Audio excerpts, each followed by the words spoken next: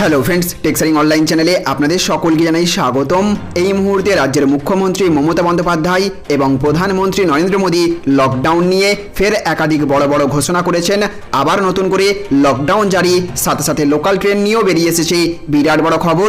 একদিকে যেমন রাজ্যের এপার প্রান্ত থেকে অপর প্রান্তে অশান্তির ছবি ধরা পড়ছে, অন্যদিকে আবার এই মুহূর্তে গোটা দেশে এবং রাজ্যে লকডাউন নিয়েও বেরিয়ে আসছে একটা বিরাট বড় খবর। কোথায় কোথায় এবং রাজ্যের কোন কোন জেলায় অশান্তির বন্যা বইছে, পাশাপাশি প্রধানমন্ত্রী নরেন্দ্র মোদী এবং মুখ্যমন্ত্রী মমতা বন্দ্যোপাধ্যায় এই মুহূর্তে লকডাউন নিয়ে কি ঘোষণা করেছেন সেই নিয়েই আজ উঠে এসেছে একদম 10টি লেটেস্ট আপডেট এবং এর সাথেই রয়েছে 25টি তাজা হেডলাইন্স। তো চলুন দেখে নেওয়া যাক আজকের সেরা শিরোনামগুলি। আনলক হলেই বাড়বে ভিড়, 5-ফোল্ড স্ট্র্যাটেজি সুনিশ্চিত করতে রাজ্যগুলিকে চিঠি কেন্দ্রের। রাজ্য যেভাবে বলবে সেভাবেই লোকাল চালাতে প্রস্তুত রেল কর্তৃপক্ষ। দুর্দান্ত খবর, মোদী সরকারের উপহার বিনামূল্যে রান্নার গ্যাসের সংযোগ এই মাসেই। গদি বাঁচাতে দুয়ারে ঘুরছেন রাজ্যপাল, ব্যাকডোর দিয়ে 356 আনার চক্রান্ত, তীব্র কটাক্ষ কুণালের। আব্বাসদের সঙ্গে কোনো জটি হয়নি, দাবি অধীরের। করোনা পরিস্থিতিতে ফি দিতে না পারলেও স্কুল থেকে বাদ যাবে না পড়ুয়ার নাম, নির্দেশ হাইকোর্টের। প্রায় 10,000 পদে নিয়োগ রাজ্যের স্কুলগুলিতে, জুলাই মাসে বিজ্ঞপ্তির সম্ভাবনা। 1.5 থেকে 2 মাসের মধ্যে আছড়ে পড়তে পারে করোনার তৃতীয় ঢেউ, সতর্ক করে দিল এইমস। ডাবল সুসংবাদ, ডি এর পরে টিএ নিয়ে বড় সিদ্ধান্ত কেন্দ্রের। আজ থেকে চলবে মেট্রো, ট্রেনের সংখ্যা বাড়বে সোমবার থেকে, জেনে নেব সময়। সপ্তাহে 5 দিনের বদলে 4 দিন করতে হবে কাজ, ছুটি মিলবে 3 দিন। আসতে চলেছে মোদী সরকারের নতুন নিয়ম। আক্রান্তের সংখ্যা শূন্য করাই লক্ষ্য, বীরভূমে তৈরি হলো কন্টেনমেন্ট জোন। বাংলায় গণতন্ত্র বিপন্ন, চিন্তা হচ্ছে দ্বিতীয় সাক্ষাতেও রাজ্যের পরিস্থিতি নিয়ে সাকে নালিশ রাজ্যপালের। নম্বরে গরমিল থাকলে আইনানুগ ব্যবস্থা, স্কুলগুলিকে হুঁশিয়ারি মধ্যশিক্ষা পর্ষদের। বিজেপির সঙ্গে লড়তে হলে দরকারের নতুন দল গড়তে হবে রাহুল গান্ধীকে। ঝাড়গ্রামের পর এবার বাঁকুড়া, করোনা মোকাবিলায় ফের মাইক্রো কন্টেনমেন্ট জোন রাজ্যের। সোমবারের মধ্যে চালু হচ্ছে দূরপাল্লার 170টি ট্রেন। রবিবার পর্যন্ত দেখা মিলছে না সূর্যের, দাপিয়ে ব্যাটিং করবে বৃষ্টি, জানালো হাওয়া অফিস। বাড়ির মেয়েরা প্রতি মাসে হাত খরচ 500 টাকা পাবেন। ফেবু পোস্টে মমতাকে খোঁচা বাবুলের। নন্দীগ্রাম লড়াইয়ে মমতা হেরে যেতে পারেন, এজলাস থেকে মামলা সরিয়ে নেওয়ার কথা বললেন দেবাংশু। করোনা ধাক্কা সামলে স্কুল খুলবে কবে, জানালো কেন্দ্র সরকার। 24 জুনের মধ্যে নবম শ্রেণীর বার্ষিক পরীক্ষার নম্বর জমা দিতে হবে, স্কুলগুলিকে নির্দেশ মধ্যশিক্ষা পর্ষদের। গড়াতে চলেছে ইন্টারসিটি ট্রেনের চাকা, রবিবার থেকেই করা যাবে টিকিট বুকিং। এর সাথেই রয়েছে লকডাউন নিয়ে এই মুহূর্তে আরও একটি বড় ঘোষণা, তাই মোটেও স্কিপ না করে ভিডিওটিকে প্রথম থেকে শেষ পর্যন্ত দেখতে থাকুন। তো ফ্রেন্ডস, আলোচনা শুরু করার পূর্বে আপনাদের কাছে একটা রিকোয়েস্ট, আপনি যদি আমাদের চ্যানেলে নতুন হয়ে থাকেন তাহলে অতি অবশ্যই আমাদের চ্যানেলটিকে সাবস্ক্রাইব করে রাখবেন এবং পাশের বেল আইকনটিকে বাজিয়ে অল নোটিফিকেশন অন করে রাখবেন প্রতিদিন এই রকমই গুরুত্বপূর্ণ আপডেটগুলি আপনার ফোনে সবার প্রথমে পাওয়ার জন্য। আর এই ভিডিওটি ভালো লাগলে এক্ষুনি একটা লাইক করবেন এবং ভিডিওটিকে জনস্বার্থে প্রচুর পরিমাণে শেয়ার করবেন। আর এই মুহূর্তে আপনিও রাজ্যের মতো গোটা দেশে সম্পূর্ণ লকডাউন চান নাকি চান না, অবশ্যই কমেন্ট বক্সে ইয়েস অথবা নো লিখে জানাবেন। তো দেখুন, এখানে বলা হচ্ছে রাজ্য যেভাবে বলবে সেভাবেই লোকাল চালাতে প্রস্তুত রেল কর্তৃপক্ষ। তো করোনা আবহে যেভাবে রাজ্য বলবে সেভাবেই লোকাল ট্রেন চালাতে প্রস্তুত রেল কর্তৃপক্ষ। জানা গেছে রাজ্য বললে একসঙ্গে সব লোকাল চালু করা হবে, আবার ধীরে ধীরে সংখ্যা বাড়িয়ে চালাতে বললে সেই পদক্ষেপ নেওয়া হবে। সব ধরনের পরিস্থিতির জন্য প্রস্তুত রয়েছে পূর্ব রেল কর্তৃপক্ষ। সম্পূর্ণ লকডাউন না হওয়ায় স্টাফ স্পেশাল চলছে, কর্মীদের সঙ্গে এমার্জেন্সি সার্ভিসের লোকজন উঠছেন সেই ট্রেনগুলিতে। এই জন্য মান্থলিও বিক্রি করতে হচ্ছে রেলকে। প্রতিটি স্টেশনে কয়েকটি করে কাউন্টার খোলা রয়েছে। রেলের দাবি সাধারণ যাত্রীদের জন্য লোকাল চালুর নির্দেশ এলেই সব কাউন্টার খোলা হবে, তারপরে সব কর্মীদের কাজে যোগ দিতে বলা হবে। আজকের আরও একটি বড় আপডেটে বলা হচ্ছে করোনা ধাক্কা সামলে স্কুল কবে খুলবে, জানালো কেন্দ্র সরকার। তো করোনা সংক্রমণের শুরু থেকেই দেশে বন্ধ হয়েছে স্কুল কলেজ বিশ্ববিদ্যালয়, রাজ্যে রাজ্যে বন্ধ রাখতে হয়েছে মাধ্যমিক উচ্চ মাধ্যমিকের মতো গুরুত্বপূর্ণ পরীক্ষাগুলি। বিভিন্ন মহল থেকে বারবার প্রশ্ন উঠছে কবে খোলা হবে স্কুল। সম্প্রতি তারই একটা আভাস দিল কেন্দ্র সরকার। শুক্রবার একটি সাংবাদিক সম্মেলনে দেশের স্কুল কলেজ কবে খুলতে পারে সেই নিয়ে বার্তা দেওয়া হয় কেন্দ্র স্বাস্থ্য মন্ত্রকের তরফে। শুক্রবার কেন্দ্রীয় স্বাস্থ্য মন্ত্রকের পক্ষ থেকে ডক্টর VK পাল বলেছেন, স্কুল খোলার খুব কাছাকাছি দাঁড়িয়ে আছি আমরা, কিন্তু এই বিষয়ে কোনো রকম তাড়াহুড়ো করতে চাই না আমরা। বিদেশে অনেক জায়গাতে স্কুল খোলার পরেও করোনা সংক্রমণ বাড়ার কারণে তড়িঘড়ি করে আবার স্কুল বন্ধ করতে হয়। আমরা এই রকম কোনো ঝুঁকি নিতে চাই না। দেশের মোট স্কুলগুলির সব শিক্ষক শিক্ষিকাদের টিকাকরণ সম্পূর্ণ হওয়ার অপেক্ষায় রয়েছি আমরা, তারপরে স্কুল খোলার ব্যাপারে চূড়ান্ত সিদ্ধান্ত নেওয়া হবে। আজকের আরও একটি বড় আপডেটে বলা হচ্ছে 24শে জুনের মধ্যে নবম শ্রেণীর বার্ষিক পরীক্ষার নম্বর জমা দিতে হবে স্কুলগুলিকে, নির্দেশ মধ্যশিক্ষা পর্ষদের। তো করোনার কারণে এই বছর মাধ্যমিক পরীক্ষা বাতিল করা হয়েছে, তবে পরীক্ষার মূল্যায়ন হবে 2019 সালে নবম শ্রেণীর বার্ষিক পরীক্ষার নম্বর এবং দশম শ্রেণীর ইন্টারনাল পরীক্ষাগুলোর নম্বরের ভিত্তিতে। এই সবকটি পরীক্ষা মিলেই ফল তৈরি হবে মাধ্যমিকের। সেই কারণে স্কুলগুলিকে দ্রুত নবম শ্রেণীর বার্ষিক পরীক্ষার নম্বর জমা করার নির্দেশ দিল মধ্যশিক্ষা পর্ষদ। 24 জুনের মধ্যে নম্বর জমা করতে হবে বলে জানানো হয়েছে পর্ষদের তরফে। রাজ্য জুড়ে পর্ষদের অধীনস্থ সব স্কুলগুলিকেই নির্দেশিকা পাঠানো হয়েছে। এই নির্দেশিকায় বলা হয়েছে 24শে জুনের মধ্যেই সমস্ত স্কুলগুলোকে নবম শ্রেণীর বার্ষিক পরীক্ষার নম্বর জমা করতে হবে। ছাত্রছাত্রীরা যে নম্বর পেয়েছে তাই যেন রেজিস্টারে থাকে।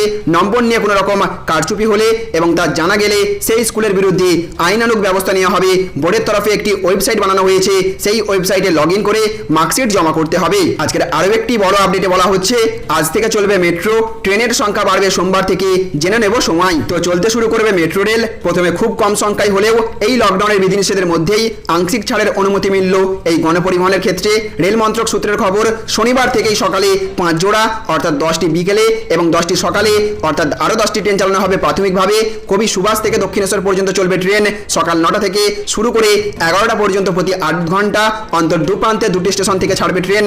আবার বিকেল 4টে থেকে সন্ধ্যে 6টা পর্যন্ত একইভাবে 8 ঘন্টা অন্তর মেট্রো চালানো হবে শনিবার থেকেই। তবে ট্রেনের সংখ্যা আরও বাড়ানো হবে সোমবার থেকে। আজকের আরও একটি বড় আপডেটে বলা হচ্ছে গদি বাঁচাতে দুয়ারে ঘুরছেন রাজ্যপাল, ব্যাকডোর দিয়ে 356 আনার চক্রান্ত, তীব্র কটাক্ষ কুণালের। তো এদিন ধনকর বলেন, দিল্লিতে বেশ কয়েকজনের সঙ্গে কথা বলেছি, আমরা গণতন্ত্র, সংবিধান, আইনের শাসনের সঙ্গে কোনো রকম সমঝোতা করতে পারি না।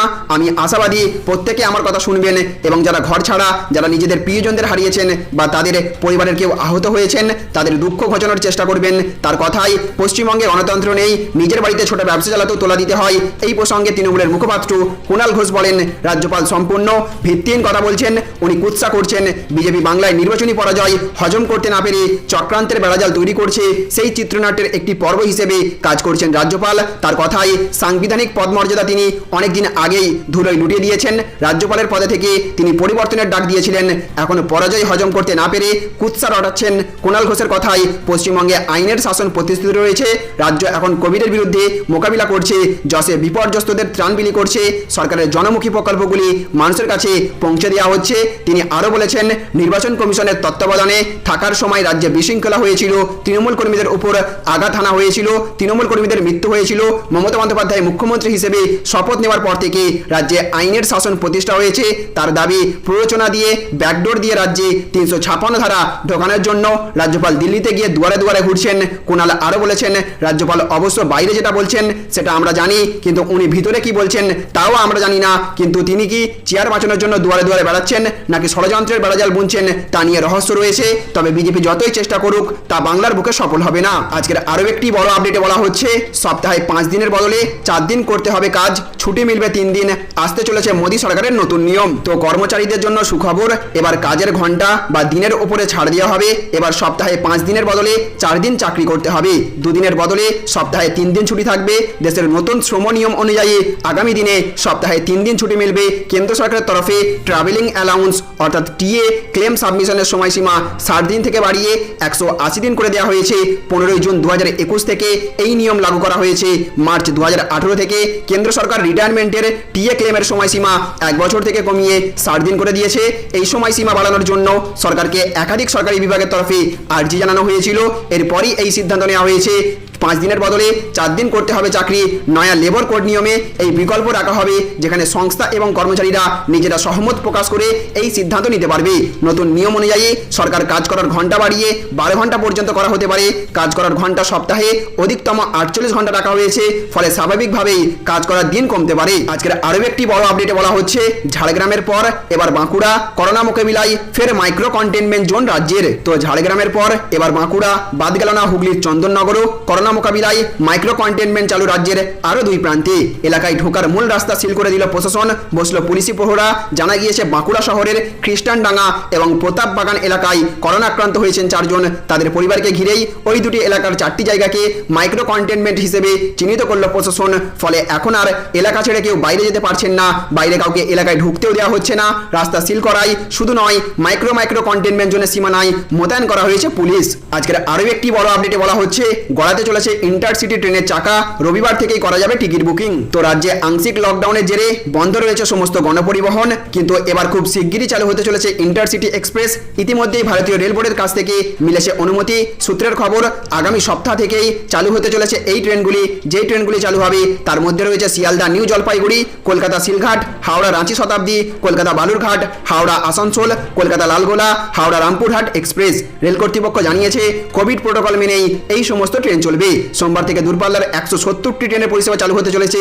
ধাপে ধাপে মোট 34টি ইন্টারসিটি এক্সপ্রেস চালু হবে। পূর্ব রেল সূত্রের আরও খবর, এতদিন যে 52 জোড়া বিশেষ ট্রেন চলছিল সেইগুলোর মেয়াদ আরও বাড়িয়ে দেওয়া হচ্ছে। আজকের আরও একটি বড় আপডেটে বলা হচ্ছে করোনা পরিস্থিতিতে ফি দিতে না পারলেও স্কুল থেকে বাদ যাবে না পড়ুয়ার নাম, নির্দেশ হাইকোর্টের। তো করোনা পরিস্থিতির মধ্যে বন্ধ একাধিক অফিস, আর্থিক সমস্যা দেখা দিয়েছে বহু পরিবারে। এই অবস্থায় সন্তানের স্কুলের ফি জোগাড় করতে গিয়ে রীতিমতো নাজেহাল অবস্থা অভিভাবকদের। সময় মতো ফি দিতে পারছেন না অনেকেই।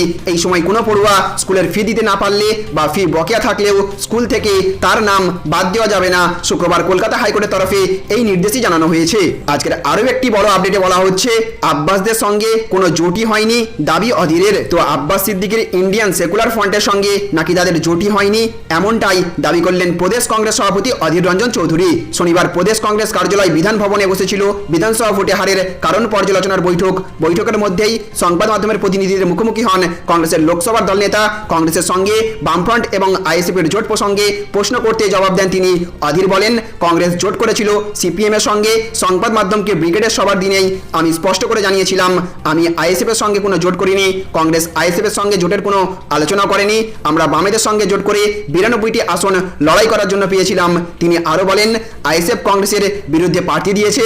মুর্শিদাবাদে গিয়ে আইএসএফ এর নেতা গিয়ে প্রচার করে এসেছেন, তাই আইএসএফ এর সঙ্গে তা কোনো জোট হয়নি। যদি জোট হয়েই থাকতো তাহলে কি আইএসএফ কংগ্রেসের বিরুদ্ধে প্রার্থী দিত কি? তাহলে ফ্রেন্ডস বুঝতে পারলেন, এই ছিল আজকের কয়েকটি গুরুত্বপূর্ণ আপডেট। এই ভিডিওটি আপনাদের যদি ভালো লেগে থাকে তাহলে অবশ্যই ভিডিওটিতে একটা লাইক করবেন এবং অবশ্যই ভিডিওটিকে রাজ্যের সমস্ত মানুষের কাছে শেয়ার করে সকলকে জানার সুযোগ করে দেবেন। ভালো থাকবেন, সুস্থ থাকবেন। Thank you friends, thank you for watching.